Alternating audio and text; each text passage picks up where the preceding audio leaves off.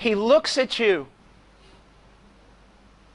and He says this, Father, such is my love to this one person and my pity for them. After they've broken every command, He still says, such is my love and such is my pity. Proud men say, I don't want your pity. You need His pity. You need His pity. We are pitiful. He says, such is my love to and pity for them, that rather than they shall perish eternally, I will be responsible for them as their guarantee. Bring in all thy bills, Father, that I may see what they owe thee. Now, sometimes a young man will get married, and after he gets married, he'll start getting a little shaky on his commitment. He said, I had no idea marriage was this tough.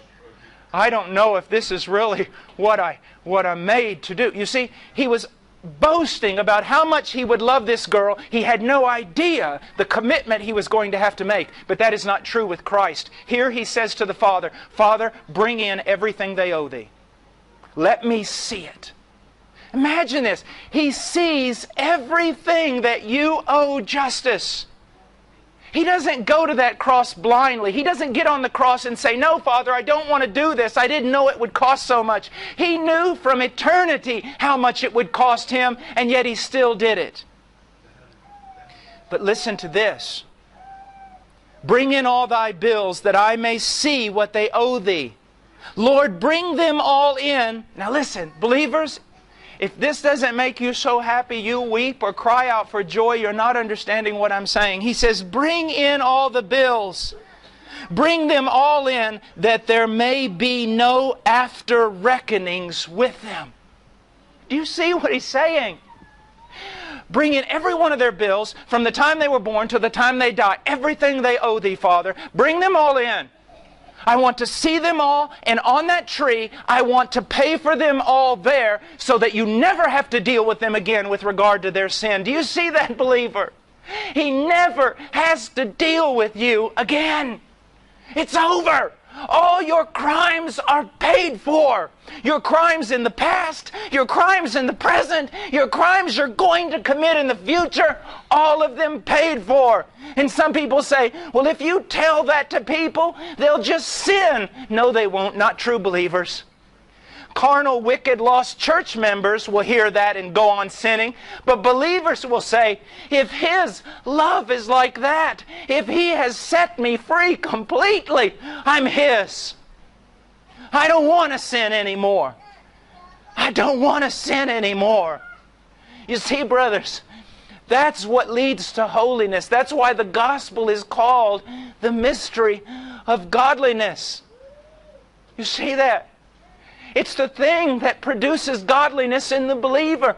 Yes, there are commands and there are rules, but that's not what makes us godly. What makes us godly is knowing that Jesus died and that He died for me.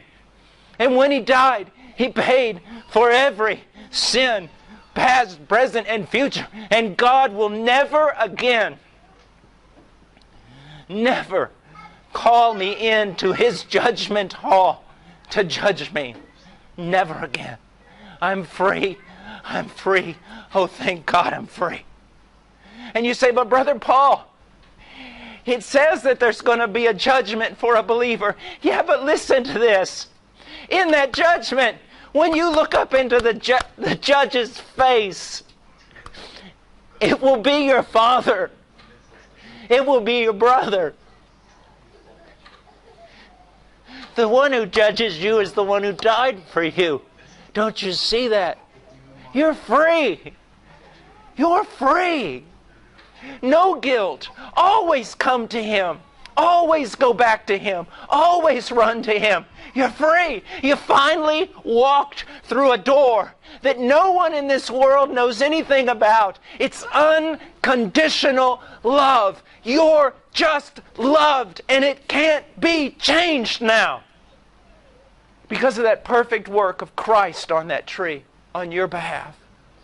Christ so loved you, so loved His bride, that He who was ruler of all things, the heir of the universe and beyond, He became a servant because of His love for His bride, because of His love for you as individuals.